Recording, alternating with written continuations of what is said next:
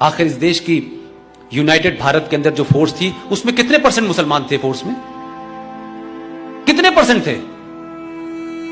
देश बटा तो आर्मी की तो ट्रेनिंग बड़ी हाई ग्राउंड पे होती है, सिविलियन तो चले गए थे, आर्मी क्यों चली गई सिर्फ मुसलमानों की वहां? ऐसा क्यों हुआ भाई? और आप कहते हैं कि हमारे ऊपर यकीन नहीं किया जाता। आपके ऊपर तो इस मुल्क ने इतना यकीन किया कि 4-4 राष्ट्रपति दिए, 1 उपराष्ट्रपति दिया, जजेस दिए।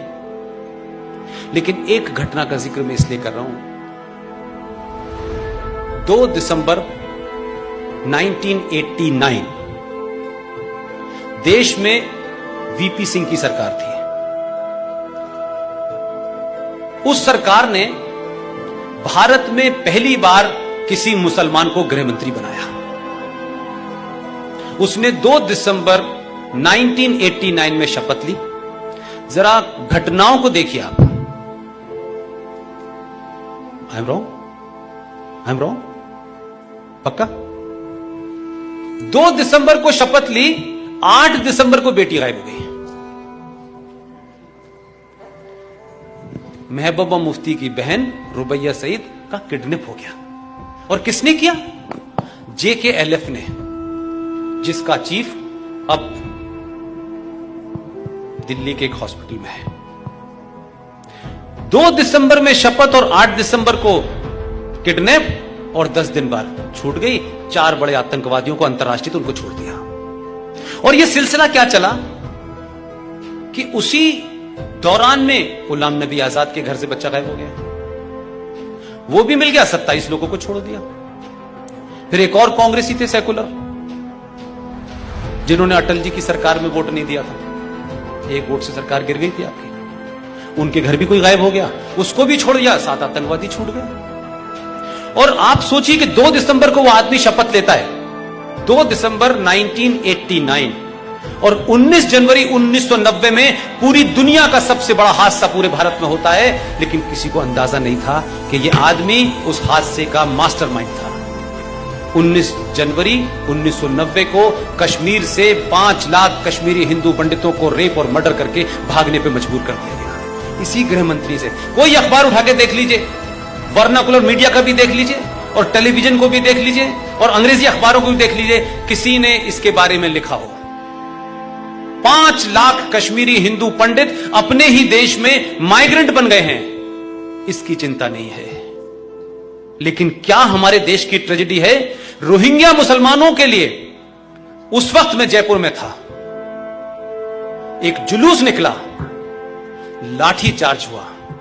जो लोग निकाल रहे थे वो भारत के मुसलमान थे, जो भारत से हुब्बुल वतनी की बात करते हैं, जो कहते हैं कि कुरान के हिसाब से हुब्बुल वतनी हमारे अंदर है, और हमारी हुब्बुल वतनी यानी हमारी देश के प्रति जो हमारा निष्ठा है उसको चैलेंज मत कीजिए। जुलूस निकालने वाले मुसलमान थे।